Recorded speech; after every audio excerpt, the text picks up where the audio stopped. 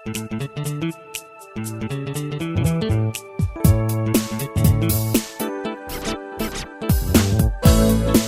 na naman, linggo na naman ng umaga.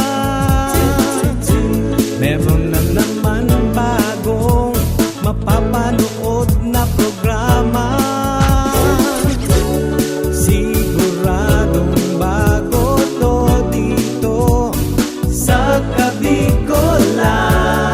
Pagkat dito si Arsobispo mismo ang satin makikipagkwentuhan. Kumusta po, Bishop? Isang oras ng kwentuhan. Kumusta po, Bishop? May aral at meron ding tawanan. Halika't makipagkwentuhan ka na. Kumusta po, Bishop? Kumusta?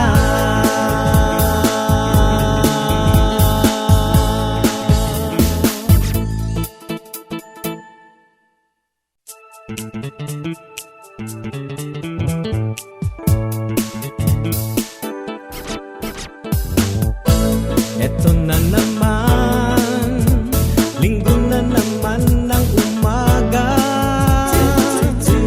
Meron na naman bagong mapapanood na programa. Siguradong bago to dito.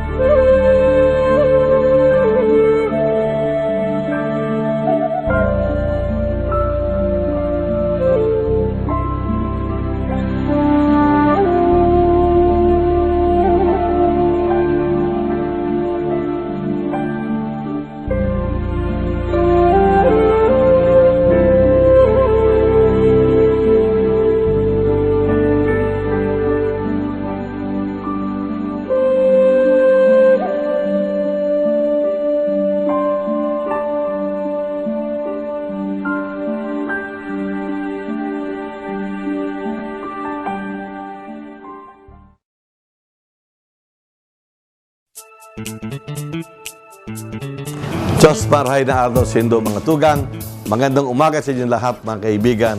Welcome po sa ating programa, Kamusta po, Bishop? Sana po nasa mabuting kalagayan. Samahan niyo po kami sa ating programang Kamusta po, Bishop? Ating pong tatalakayin ngayon at pag-uusapan ang ating mga kapatid ng OFW o mga Pilipinong naglilingkod, nagtatrabaho sa ibang bansa. Huwag po kayong alis. Dito po tayo sa ating programa, Kamusta po, Bishop? Filipinos on the go. Sarong Taganaga, ang Apostolic Nuncio, ang sayang misyon asin bokasyon. Kamusta hunta ang sayang buhay sa Chat with Bishop. OFW ang apunta sa mga Pilipino na yaon sa ibang nasyon nagtatrabaho. Ang pagdayo niya sa ibang nasyon, naging okasyon tanganing magkaigwa siya ng misyon para sa bayan, asin, an sa iyang pamilya. Kung igwaning naghahali sa satong nasyon, igwaman ning mga dayuhan na pinili ang satong nasyon, asin rehiyon, para digdi mag-istar. Ano kaya ang saindang rason sa pagpili kang satong banwaan na maging residensya nin sarong dayo? Asin sa rimposon ang tataramon, tatauhan kita nin inspirasyon, ni Father Jerome Pelayo. Katulad po ng aking nabanggit, pag-uusapan po natin ngayon ang ating mga kapatid na Pilipinong nasa ibang bansa, mga OFW. Kagagaling-galing ko lang po sa Roma at dumaan po kami sa Dubai. Alam niyo po ba na sa Dubai, sa airport po, halos 98% mga naglilingkod sa airport na yon ay mga Pilipino. At alam niyo po ba na meron po tayong 15 million na mga Pilipinong naglilingkod sa iba't ibang panig ng daigdig na ito. Silang lahat ay mga Pilipinong naglilingkod para sa kanilang mga pamilya, para sa ating bansa. At siyempre po, kapag pinag-uusapan natin ang ating mga OFW, ang ating mga kapatid, kasama po rito ang ating pag-iisip, ang ating pakiramdam, at ang ating pag-alala sa kanila. Kaya nga po, parte ng ating o bahagi ng ating programa ay tignan ang kanilang katayuan, hindi lamang sa larangan ng kanilang ginagawa, kundi sa larangan po ng kanilang buhay spiritual. At ngayon din po, ay ating makapapanayam ang ating minamahal na bagong apostolic nuncio sa Australia na isang Pilipino na siya rin po ay mag-share sa atin ng kanyang ginagawa sa kabubuti ng ating mga OFW. Kaya po, muli, samahan niyo kami sa ating napakaganda at very interesting na program ngayon o mga OFW dito po sa Kamusta Po, Bishop.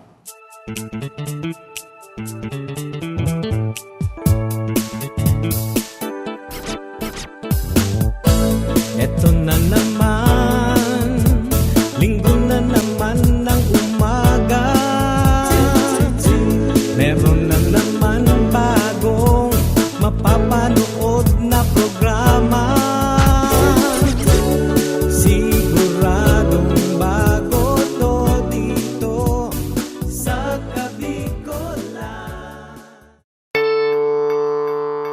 It's an issue so overwhelming, it's often difficult to grasp. The numbers are staggering, and human trafficking seems to affect every corner of the world. Here are the voices and the faces of those who've lived the nightmare and survived. From housekeepers to prostitutes and everything in between, there's an estimated 30 million slaves in the world today. It's like I'm in prison because they don't allow me to go outside by myself. According to the UN, an estimated 80% of the victims are sexually exploited. Roughly 18% are victims of forced labor. One of the goals of this video, released by Catholic charity Caritas, along with members of COTNET, is to get the word out and to help. COTNET stands for Christian Organizations Against Human Trafficking of Human Beings. It's one of the many ways to show victims that they can reclaim their human dignity. You become something, no? Like you can make money from gold, tomatoes, apples, and boots. You can make from human beings. Through COTNET's website, there's info on how and where survivors can reach out for help. It also gives tips for communities to work together and fight modern-day slavery. From targeting the root cause of poverty to anti-trafficking laws, these are among the goals of COTNET.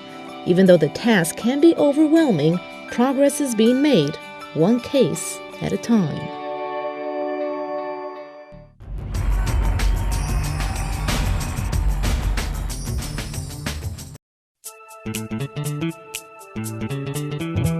Diyos Marheliado, sinuga po sa mga tugang. Welcome, giraray sa itong programa. Kamusta po, Bishop? Father Louie, we have a special guest Opo. sa araw na ini. Sa ngalan po ni Ate Tess, ako po ay humahalili. Welcome at saka special po kasi ang ating bisita. Yes, Kaya, very special po. Siya kailangan po ang dalawa tayo. masasabi po natin, the pride of the Bicolanos, the Opo. pride of the church in Bicol. At padangat na lagyan niyo. Padangan. What is padangan? Ano may padangan? Mahal. Mahal. Of course, I can guarantee that. No? Ang mga tugang, ang Santo Pong Boss, Archbishop, Most Reverend Archbishop Adolfo Tito Iliana. Siya po ang bagong nuncio, apostolic nuncio sa Australia. So, welcome, Archbishop. Welcome. Thank you very much, Archbishop. Diyos mabalos po sa inyo. Diyos mahabalo. Archbishop, greeting din naman ang aming mga tagapanood. Oh, sige. Diyos maray na hapon. Hapon ko niyan, ano? Aldaw po. Aldaw. Minsan po, sa show po ini, aga, hapon. Yeah, Saka anyway. nahihiling po kita sa YouTube. Yung akong maray na makaigdi sa kay Archbishop sagod sa imbitasyon ni Father Louis na makapagsaludara sin makapagkiulay sa Indo. Kaya Diyos mabalos sa oportunidad na ini. Very good. Alam niyo, Archbishop, sa struktura kang simbahan, meron kitang mga padi, arsobispo, obispo, kardinal, siyempre, Santo Papa. Yeah. At madalas sa diary lumalabas yung apostolic nuncio. Digdi sa ito, nagpasya lang nuncio. Maraming mga tao nagtatanong, di ba? Ano yung nuncio? What is the nuncio? Ano po ba ang Iyo, nuncio? ang nuncio is very simple. Kami ang mga representante officially na pinapadara kang Santo Papa sa mga banwaan Okay. sa mga different countries. Pinapadara kami nganing i-representar siya personally. Na nganing madaraan sa iyang mensahe, nganing urog na sa sarong banwaan aron kang Pilipinas, na nganing maging kaming sabihin ta a link sa local church sagod kay Santo Padre. Tanganing urog na sa mga obispo, mamatik talaga ninda na sinda sararo sa Santo Padre, sa Santo Papa, tangani magtrabaho silang sararo man para sa banwaan ng mga nagtutubod. Kaya ang inot na katungkulan kan sarong paper nuncio na darahon ang presensya kan Santo Padre kung sa masa pinapadara. Pero at the same time, kuta na kung sasabihin tayan sa sarong tataramo na ginagaramit kan sa mga iba-ibang banwaan, kang mundo, yung man ambassador man yan. Ambassador. Pero Counterpart po yung ambassador ta kami pinapadaraman bakit man sana sa mga taong nagtutubod o sa mga Katoliko, kundi talaga sa banwa, sa otoridad kang kuwenyan, kang banwaan. Meaning, igwa po, ay sorry po. Chill. Kada nasyon po, igwang sarong nuncio. Iyo, kami ngunyan, accredited kami o presente kami sa at least 180 countries. I think kami na pinakatakula na representasyon. So, accredited, gusto sabihin, kami officially recognized kami kang mga autoridad kung sa man yan, whichever country, na kami, we represent the Holy Father. Meaning to say, ang sabi nga niya sa surat na official itong letters of credence na karoon introduction sa mo, na ang address kaya pag nasurat ang Santo Papa sa presidente o governor general o sa kung si Simon ang namamayo, sabi niya, iningan sa kuyang tugang kung magtaram nga ni sa Indo o magtaram sa imo, akuon mo na ako nagtataram sa imo. Kung ano man ang ipagsabi sa imo, iyan ang gusto kong sabihin sa imo. Archbishop, ang work na ito ay very important, very sensitive. Since it represents the Holy Father, sigurado ko meron kayong special formation, special studies. Paano ang proseso pang pagiging mag-iisang nuncio? Kaming mga nunsyo, 99%. May exception in the past. Pero that's why I say 99%. Naagi kami sa pig-apod na Pontifical Ecclesiastical Academy. Kung sa Igdisatuya, sa naaraman ta mga academy, gano'n yan itong PMA. Yan sa mga Pero dapat soldados. padi. Ini padi sana na mga diocesan, sekular, itong religious. So, malaw ka dyan, kapag imbitaran ka, siguro maester ka dyan yung 4 na taon, 3 taon, depende, o 2 taon. Na iyan ang formasyon na tatauan ka itong mga manudan mo, itong dapat nagibuhon mo kung ika na magpuon kang serbisyo mo. Kaya ako duman, naglaog ako sa academy, mga 3 taon na may kabanga. Alam mo, Father Louis, Matugang, sa akong obserbasyon, it strikes me often na ang mga na-appoint na nuncio, matatalino, very pleasant personality, and lalo na, mga guwapo. Nakikita natin kay Archbishop to, di ba? Father, Kuya niyan, apunta yan, ang mga na-appoint is basically gabus padi. okay. Itong sa payo o sa lalaw, pero ko yan, relative. It depends on the one who is viewing. Relative yan. Pero kung Marami Filipino, mga... pero Filipino na nun siya ng Apat. Ikaw doon magtugang from Cebu. One is assigned sa South Korea, sa Seoul, sa Tanzania, yung magtugang. Yung sa Roman, hali sa 80, appoint ka ng Holy Father mo yan sa United Nations. Iwasa mo yan, representante. Pagkatapos, ako, yaon mo yan, sa Australia, from Congo. Archbishop, you were assigned before in Congo, no? Yeah po. Was that your first assignment? That O was- meron pa rin? That is already my almost 9th assignment. Wow! Pero as anunsyo, As an as anunsyo, pang-kwan lang, pang-tulo. Yeah. So, Can you tell us anong experience nyo sa Congo? African continent yan. di ba? Iyo, ang African continent, it's not to put down others or to make less or more. Congo is one of the most, let's say, mga pinag-importanting komunidad kan simbahan sa Africa. Taekwondo dyan ang pinakadakula. Congo, Zaire yan kato. Sa Zaire. ining Nigeria. Because of the number of Catholics. Okay. At saka yung number of bishops. Kami, we have mga 46. Kung yan, siguro paghali ko, aabuto na kami ng 50. Yun yung pinawalad ko duman. Kan mahali na ko, naguruluwas si bang obispo. So anyway, ang magayon dyan sa Congo, ang simbahan talagang, sabi mo nga ni po, Arsobispo, well structured. Yeah. Maray, itong Bishops' Conference, itong mga obispo. Sagod, purting magkuyan, very, very close sinda sa Santo Padre. And bakong araw sa Pilipinas, yung sa baga, mayo sinda mga infrastructure, kulang-kulang. Kaya, kumisan madumang ka sa sarong dudumanan mong diocese, just to go mga 66 kilometros, siguro 12.30 oras ang agi mo. May tinampo, mayong tinampo, may dalan lang, biga po na dalan. And as you were asking, Archbishop, ang experience ko, iyo po ning Congo, si Saro sa mga na-assign sa ko, na I would call it most rewarding, fulfilling. Okay, Namamatian mo duman, ika talaga padi. Sa trabaho mo, mamamatian mo na talagang pigre-representan mo ang Santo Padre.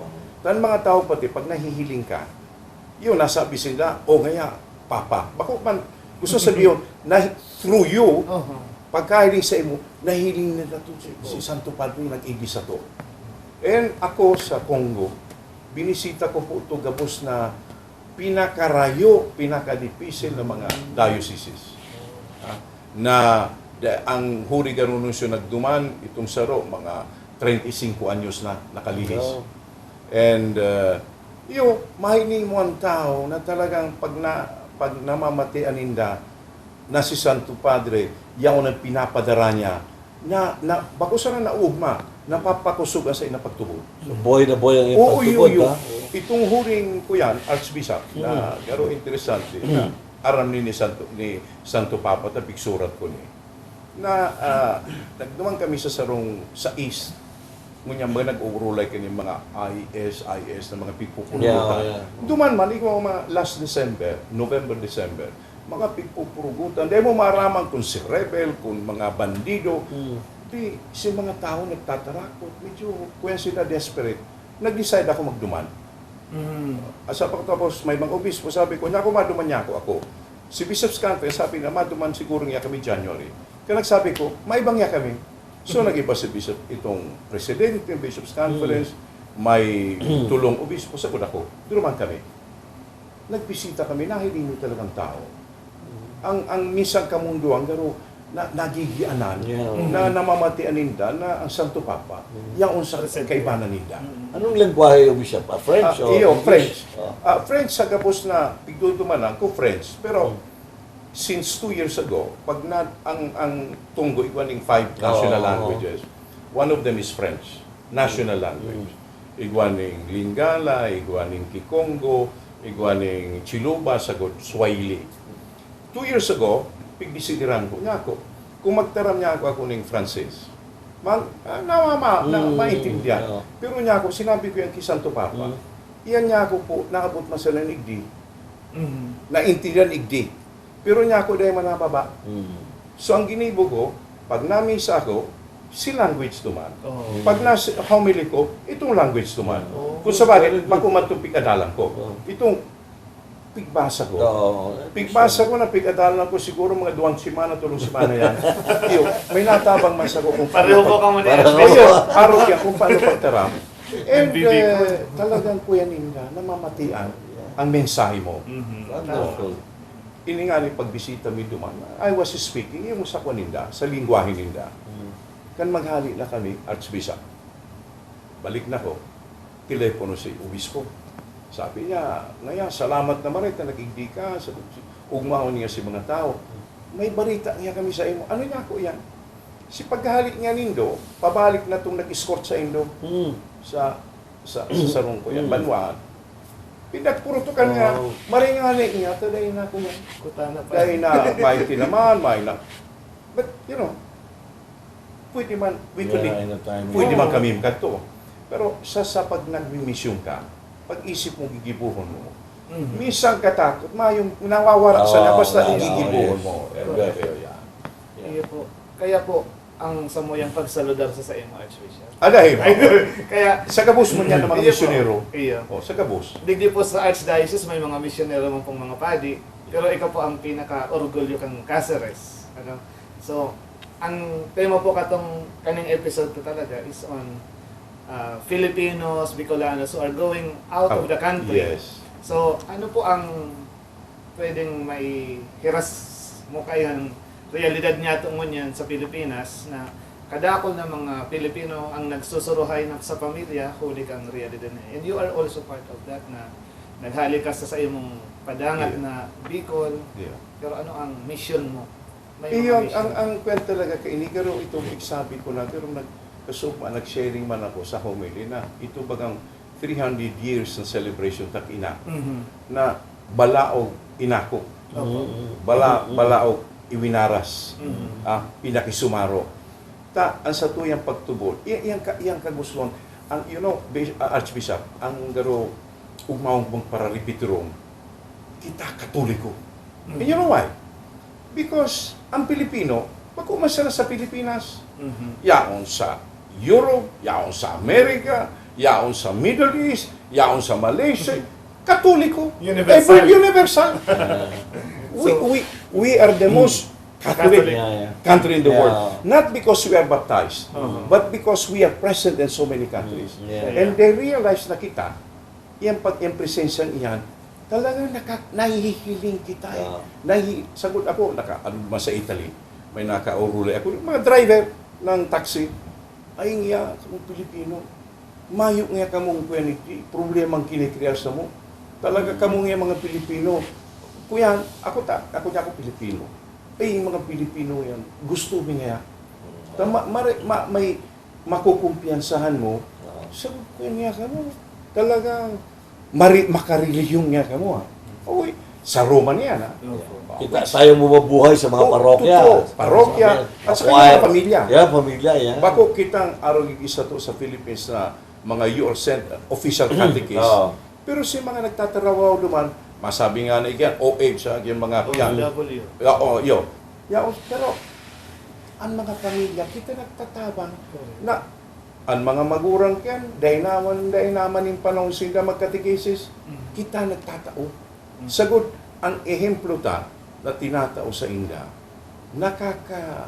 nakakapukaw kan sa inda man na pagka-Kristiyano, pagka-Katoliko. Ang ganda ng OFW, pwedeng our faith witnesses. Ayun, totoo. Diba? At saka totoo, in reality. Witnesses lang sa itong pagtubod. In reality. Bagong mga evangelize, bagong mga misyonero. Iyo, mga bagong misyonero. Taigwa kita, for example, in Congo, inapot po ko. Igwa kita duman yung mga Pilipinong misyonero, mga madriman, misyonero. Kadikit pa sana, tara mo, ang mga Pilipino siguro nag-prefer sila sa Nigeria, English because of the language. I see. Okay. Tapos sa mo, Frances. Oo. But iguana kita, nagkukuyan ang mga missionaries na duman. Sagot, apresyado marininda ang mga hali sa Pilipinas. Sabi, That's good. pag naigdi nga sa mo, bako sa nang ang Frances, sagot itong lingwahe kang banwaan, nanunod ng tulos. Sagot, madali na Oo. magdayupot sa tao. Nakikisumarot tulos. Yeah. Bako itong garo suway. Yeah. Itong, ay bako yan yung mga, dahil kasararo sa tao. Approachable. Oo, yun, bako yun. Sagot, open sila Yeah, sa yeah, boss. okay, no? Oh, yan ang. Matibay na caregivers. Piyo. Nagpapadangat sa Nagpapadangat talaga caregiver. Bako sa natong physical, but spiritual. Oh, kuminsan may kwan dyan, naka-wheelchair yan, nagro-rosaryo siya, nag-wheelchair, nagsisimbag man. These are small things, but big things. Kita kuminsan nadadamo po itong yung mga heroes ta. Kuminsan, ang mga pigtataran-taran, garo pang kuyan lang, garo pang yung masabihan lang. Pero kita, ang mga Katoliko tanya sa luwas, talagang, without making a fuss, talagang tunay ang gibo nila. Marayang witness nila. Yeah. Oo. Yung prosesya kang simbahan, plus yung living faith, ito nagpapakusog sa itong yung mga OFW. Iyo. Kaya yun ang unang NF yung hinahanap when they go to pray sa mga simbahan. Oh, Diba? exactly. Yeah, Tama. Tama sa Iyo. simbahan. Oo, and they make it alive. Kaya malaking bagay yun. Yung, Ano pa ang expectation mo sa bagong assignment mo sa Australia? Sa bagong assignment ko, as usual, ang pirming kuhan ko dyan, ang garo vision ko is, I will learn. well, I will study. Yeah, I will be open. And then, as I learn, then aram ko kung paano magsilbi, kung paano mo matatabangan, kung kaipuhan ka. Sagot kung paano, especialmente, kung paano madadara ang mensahe ka Santo Padre sa inda. Bako sa natong madara ka o ngaya uya na, yun yung sabi. Ay, adalan mo na. Yeah. Nganing pagtara mo, pero mauuyuran sila na akoon. Kaya, yun yan, ang gusto kong i-follow up itong sabi mo sa mga kuyan, sa mga OFW, itong mga pamilya, kung isa sa ruway, medyo kinyan aram mo, masakit ang nagsusuway. Correct. Masakit ang nawawara sa magurang o sa mga aki. Ini mga kuyan ni OFW, bako sa naman ni maray ang kamugtakan ninda na may naririsibisinda nin ko yan, yung bulan-bulan. Kundi dapat isipong taman matabangan itong pagkataman sa inda. Ang mga tao man niya, namumundo man yan, napupungaw man yan. Kung kaya kumisan kakaigo kitang problema. Ay, ako nahihirak man ako. I feel arog man ako sa inda eh. Ano? So, kung arog ka yan, tanong ka dahi ka man isipan kung paano. Kaya kumisan, ang solusyon ta sa napirmi, kuya, garo material. Ang kaipuan man kayo mga OFW, bako masan na material. Na mahiling ninda, na talagang may pagmati kita sa inda, na sinda, dahil tapig papabayaan. Napapakusog man sinda, minsan medyo suway sa pamilya, suway sa mga aki, nahiling ninda na dayupot mang giraray. Yun yan. Ilang tapos po kayo ng segment ng Archbishop, ano po ang mensahe mo po sa mga pamilya na nagdadalan sa to? Lalong-lalo na sa mga pamilya na suruhay, huli kang kamugtakan. Iyo, mayang mangitang dakulang ko yan.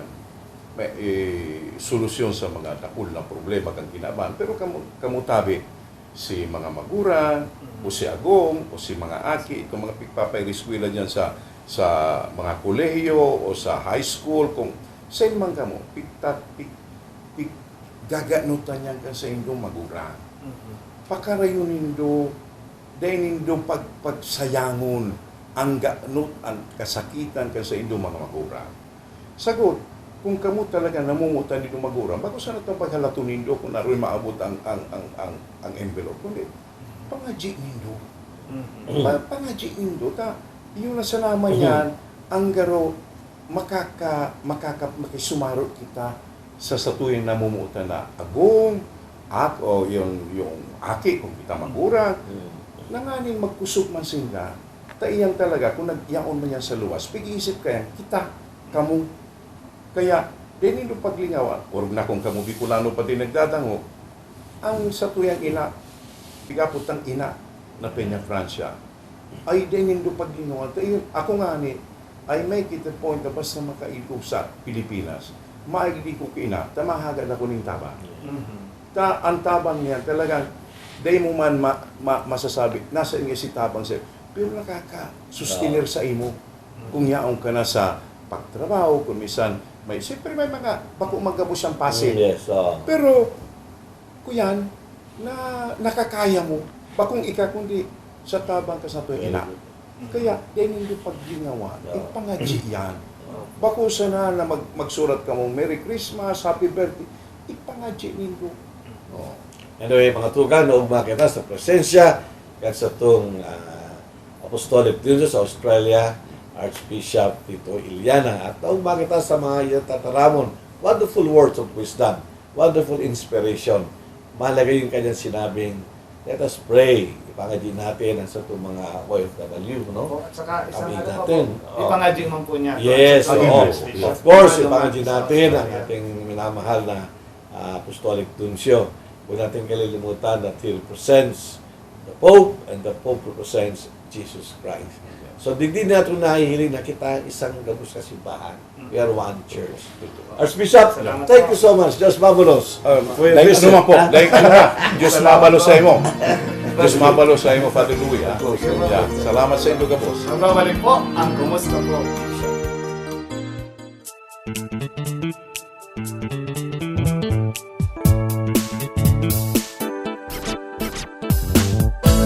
Eto na naman, linggo na naman ng umaga. Meron na naman bagong mapapanood na programa. Siguradong bago to dito sa Kabikolan.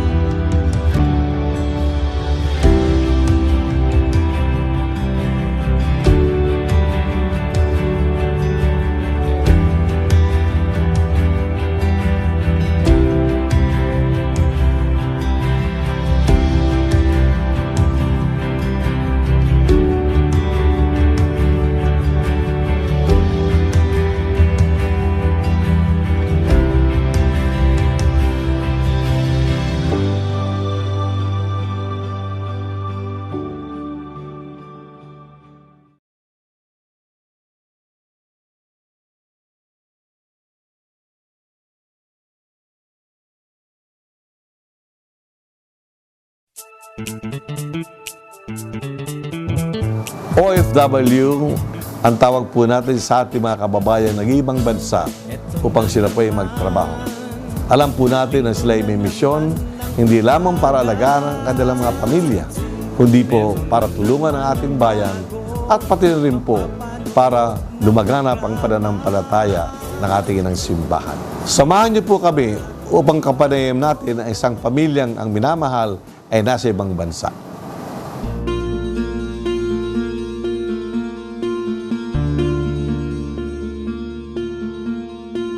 Yes, single mother.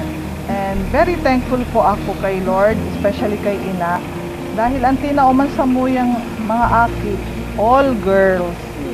Simula po nagkaisip po ang mga akit ko, inano ko po na at least dawa mayo si Dad Ninda sa pictures, sa mga istorya ko, at least listado ninda kung sisiyan sa indang ama.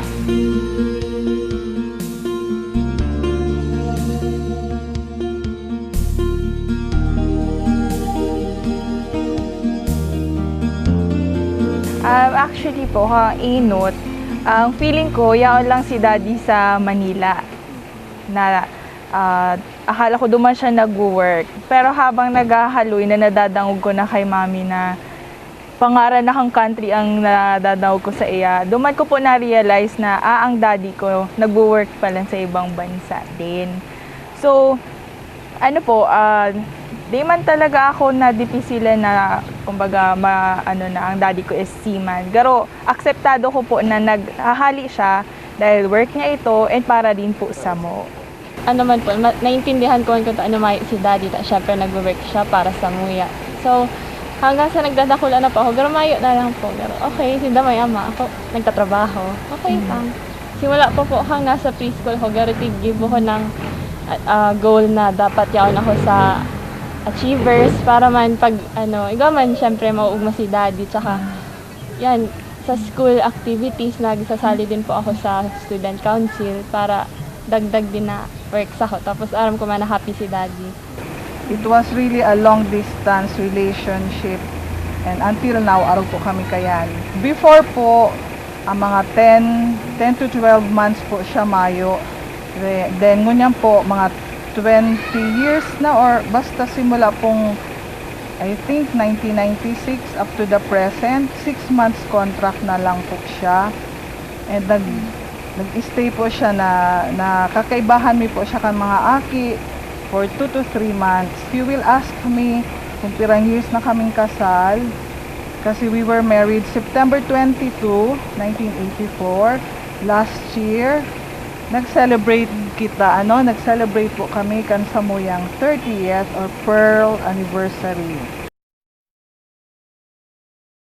Naugma man po ako na araman ko sa agum ko na wailaan po siya sa barko. Natawaan po siya ning assignment kang chaplain po, kang Apostleship of the Sea na maging lay minister.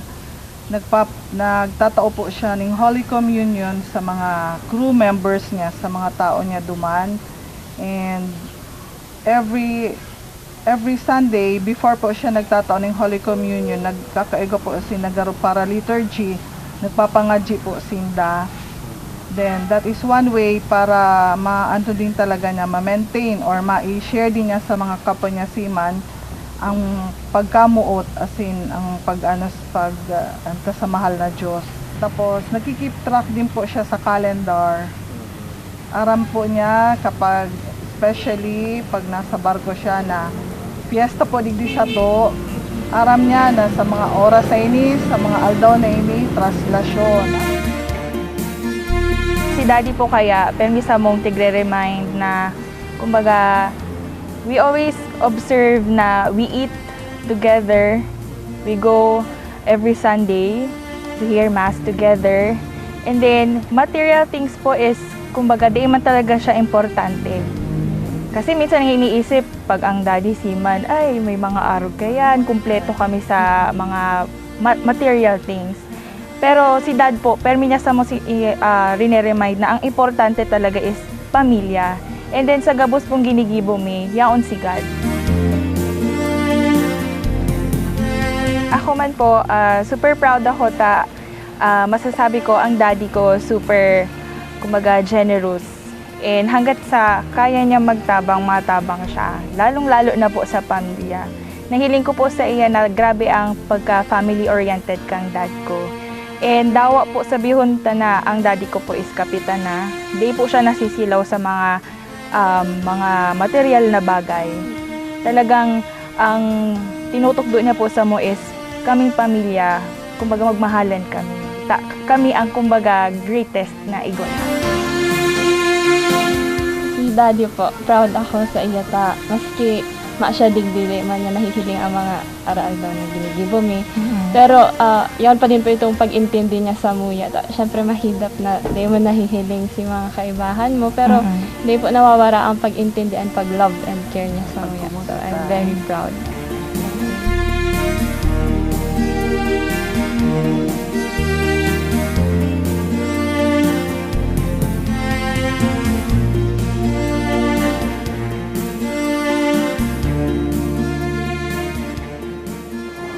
Alam niyo po ba ng mga tugang na meron po mga dayuhan na pinili ang ating bansa upang dito sila manirahan. Kaya po ngayon makakapanayam natin si Ginoong Ronnie Lehman, isang Swiss national, hindi lang para sa kanyang business, kundi patungkol po sa kanyang buhay pamilya, buhay bilang isang dayuhan dito sa ating bansa. Kaya samahan niyo po kami sa very interesting na segment na ito patungkol po kay Ronnie Lehman. I found my wife in Daet in 1989. I was tourist in the Philippines, traveling with a big bike around the Philippines, and I want to go to Legazpi to the Mayon volcano, and then I found another volcano. Yeah, that's a long time ago. And I found the Philippines very sympathetic. I like the lifestyle here. And so I made a decision to come here, and I found my wife in Daet when I drove. Nung una kami nag-met, I think yung talaga nakatouch sa akin is, just remember nung nasa Manila tayo, first time we're traveling from Daet in a big bike. Tapos, pagdating sa Manila, naghanap ka ng simbahan. Tinanong ko siya, bakit pumasok ka sa simbahan? Kasi sabi niya, natatandaan mo noong nagkakilala tayo. And then pumasok tayo sa simbahan. Naghanap siya ng simbahan talaga. He asked for God's blessing and sign. Na yung talagang girl na makikita niya, ako nga yun kung ako na daw yung right girl. Oh, syempre, first, gwapo, ha? Salamat. Actually, nung first ko siya nakita, wala lang. Parang normal. And then, we talk, and, yeah, naging friends kami, ganon. I visited him, I think, thrice. So that was a long time. A long courtship, yes. 1991. In Switzerland? In Switzerland, a civil wedding first yun. And then a year later, get married in the church. Here? No. Sa Switzerland din.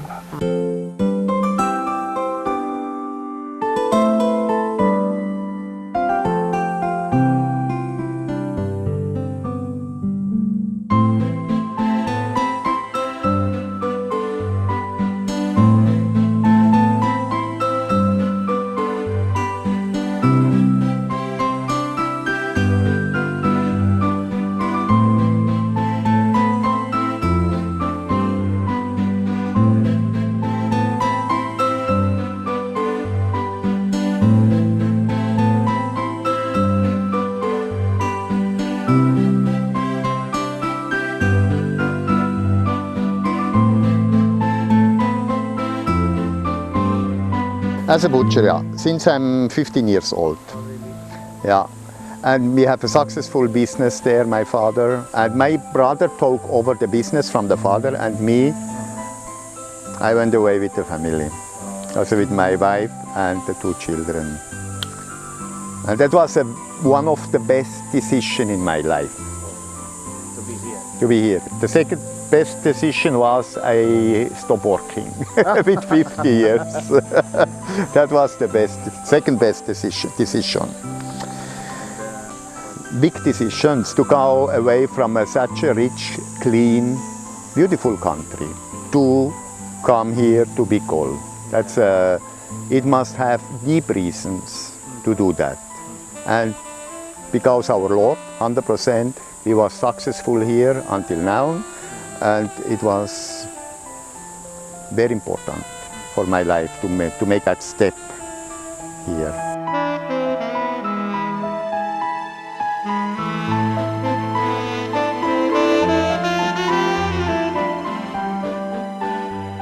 I didn't know, I live here many years, I saw many pictures from Jesus in the church, but I didn't know what it is. But then it happened to me almost like a miracle in the high mountain, in a church, that picture was given to me in front. I was alone in a church many hours. And when I want to go out, it was in front of me on a table, and there was written, take it. And and from that I said, what's that? And then it was absolute fire in me that raises from the heart. So for me that was like a thunderstorm would come. Wow, what's that? And until now, that is now my job to promote and to think about mercy. What is mercy? That is my life. The shadow protect the soil, and the soil getting good. That's the nature, it needs trees, or else it's like with our faith. If we do not protect it, it will die. It is no more. That is a very good source, because so much oxygen, they grow so fast. Without oxygen, they don't eat so much, and we give them garbage and dry feeds. Tilapia, huh? Yeah. In 6 months, they are average 500-600 grams for sure. Wow. Yeah, it's my pleasure with trees. I have more than 50 different fruit-bearing trees here. Any possibility in the Philippines, I think we have. It's my hobby to have any kind. We have different kinds of langka also. Big ones, smaller. Yeah, there are different varieties. For bananas, we have maybe 15. For sure, different varieties bananas. Wow. Yeah, it's my pleasure to have a multi-culture. Mentality and culture is exactly the opposite what is the culture, or also the mentality in Switzerland. We are extremists in Switzerland. Filipino are also very special. Yeah, and many things. It's really different. But what number one in the Philippines is they are very peaceful. Not like we are Swiss people, or in the north we are like Dobermans. Many times we can be aggressive, and Filipinos, that's what I have to say, they are peaceful. Oh, it's very difficult kasi syempre yung culture iba sa atin, kasi dito sa atin napaka parang wala lang, sa kanila very straight talaga. Bawal magsinungaling, kailangan ko ano yung nasa isip mo, nasa puso mo, kailangan i-voice out. Otherwise, parang, yeah, you are not, alam mo yan, kasi sa kanila, tinitrain sa kanila simulang bata pa. I want to serve our workers. They call me Rolle. They should, also I like that, to be very close, not to be as a boss. I like to serve them, or to be on the same level with the eyes. So we can understand each other much more better. But the tradition here is just to serve, or after a long time they accept, okay, kuya. They always make like that. And I cannot understand it until now. How about we have to adapt the lifestyle here. But anyway, what we are thinking that is very important in a life, we should keep that and to continue what we learned before. because the life is very different here than in Europe. Many things are so different, and really, and we learn until the end, of course. Yeah, kailangan talaga maging wide yung understanding sa bawat isa, and syempre kailangan mahal mo talaga yung partner mo para magawa yun, di ba?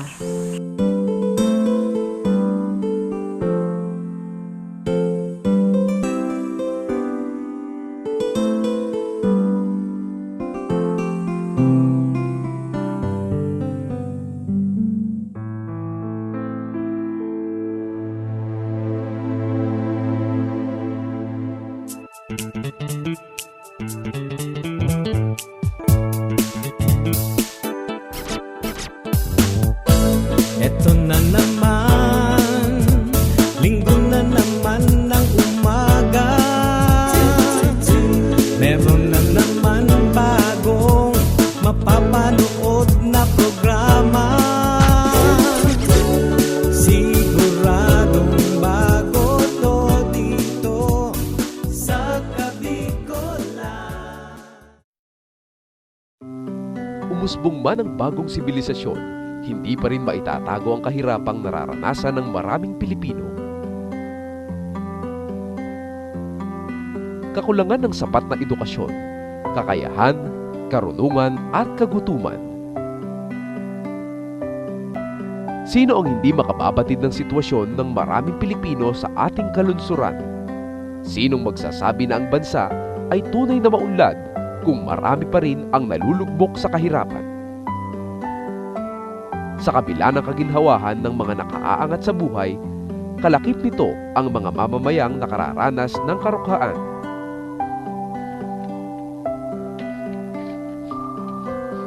Kung may mga taong higit sa sapat ang nakakain sa araw-araw, may mga mahihirap na umaasa lamang sa limos at bigay ng iilan. Bilang paalala ng Year of the Poor, makabubuting buksan ang ating mga isipan sa totoong kalagayan ng maraming mahihirap na Pilipino.